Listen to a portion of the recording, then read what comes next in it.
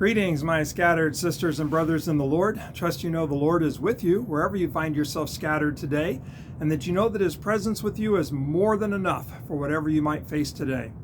We are in Mark chapter 5 at verse 21. Jesus has just cast out that legion of demons out of the man that was possessed by the unclean spirit. The pigs are died, the people lost their bacon. Jesus is now getting in the boat, and he goes with the disciples back to the other side of the lake, back to the Jewish side of the lake. The man with the unclean spirit, he's still in his right mind. He is telling people all about Jesus. And so that mission has been accomplished, and now Jesus goes back to the other side of the lake with his disciples, and they're at the Jewish side of the lake. And we'll pick it up at verse 21. When Jesus had again crossed over by boat to the other side of the lake, a large crowd gathered around him while he was by the lake. So we can kind of get the picture, Jesus by the lake, the crowd's gathering. Then one of the synagogue leaders named Jairus came, and when he saw Jesus, he fell at his feet. He pleaded earnestly with him, "My little daughter is dying. Please come and put your hands on her so that she will be healed and live." So Jesus went with him. Now that's as far as we're going to go in the story today. There's three things I want to direct our attention to. First of all, notice the posture of Jairus, the synagogue leader. He's heard about Jesus. When he learns that Jesus is there, he comes to Jesus. He throws himself at the feet of Jesus, a very humble position, worshipful position. And so, he doesn't care what other people might think. He's a man with status, with reputation. He's the synagogue leader. And yet in front of everybody, he comes and he bows before Jesus, and he's at Jesus' feet, recognizing that Jesus has more authority than him. Second thing we see is not only his posture before Jesus, but we see his faith in Jesus. And so he's begging Jesus, entreating Jesus, "Jesus, my little girl, my daughter is dying. Come and place your hands upon her, and I know that she'll live. Come and save her and heal her." And so the faith that he has in Jesus.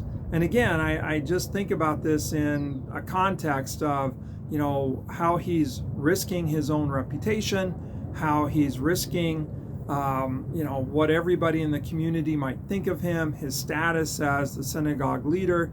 He is throwing himself at the feet of Jesus, and it's like he knows that Jesus is his only hope, that Jesus is the only hope that his daughter has.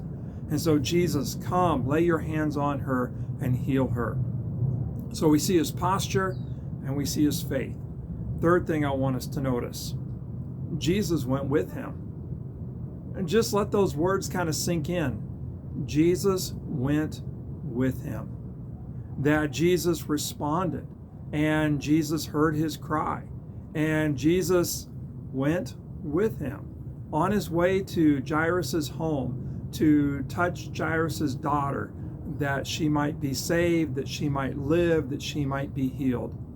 Now, I don't know where you find yourself scattered today, but man, that's good news. Jesus went with him. And I'm trusting that Jesus will go with you. I have no doubt that many of you have people that you love deeply, and that you're desperately desiring to see God work in their lives, desperately desiring for Jesus to come and to touch and to heal and to save.